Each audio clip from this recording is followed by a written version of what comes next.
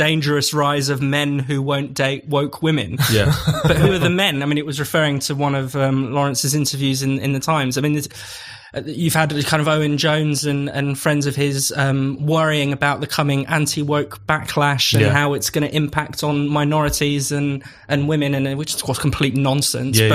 How can one person strike so much fear into these people? It's fascinating. It's genuinely insane. The danger at this moment is that we allow to happen with the kind of battles over woke politics and identity politics, the same thing that happened with political correctness in the 1990s, insofar as you had this pushback against political correctness, this pushback, particularly in the US, against the attempt to criminalise speech. Obviously, we've criminalised speech in this country for a long time, so that was kind of a lost battle. But nevertheless, you had people like Nadine Strossen obviously fighting back against hate speech laws, fighting it back against kind of anti-porn feminism, fighting out against, speech codes and university campuses. And there was this narrative that because mainly they won the legal battles over that kind of stuff, that PC kind of went away, that it kind of had to kind of beat this hasty retreat, whereas actually it just became more embedded in certain cultural institutions, in universities. It became more the kind of ideology of the day. And I think the woke politics is the kind of successor to political correctness. It's this kind of far more extreme, even more racialized, even more identitarian, even more censorious in some respects kind of movement.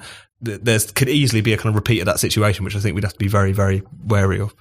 I completely agree with that. And I think the great thing about Laurence Fox's intervention into all of this is it exposes the intolerance of the woke brigade, and it also provides a kind of a sense of relief for ordinary people who do not share those woke prejudices and who actually believe in old-fashioned things like equality and democracy and freedom of speech. So that's why Laurence Fox's his moment is an important moment. But I think if we're going to deepen it and push further and really counter this kind of poisonous culture, then that will involve a huge amount of legwork and continuing work. So that's a really important point. The key thing I would say is that it's just absolutely the one thing that it's so important to challenge is this idea that the woke lobby or the PC lobby or the kind of identitarian lobby is the friend of minority groups.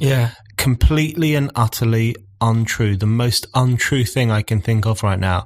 They're the worst enemy that minority groups could ask for. They think things should be censored in order to protect minority groups from offence, which is racially paternalistic. They think that you need to change the rules of getting into university or getting into the workplace in order to make it easier for oppressed racial groups as compared to white people, as we've seen with the West Midlands Fire Service, which now has a recruitment test in which white people have to score 70 and black people have to score 60. That is racist against black people. And you see this again and again throughout the woke agenda, this reduction of minority groups to just these pathetic childlike figures who need the likes of Owen Jones and other woke people to protect them and look after them and pursue their interests.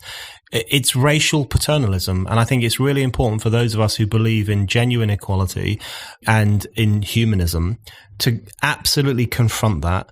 And to say that, the Martin Luther King idea, which is the idea that Laurence Fox was promoting on Question Time, which is the judgment of people according to character rather than colour, is actually still a really important ideal.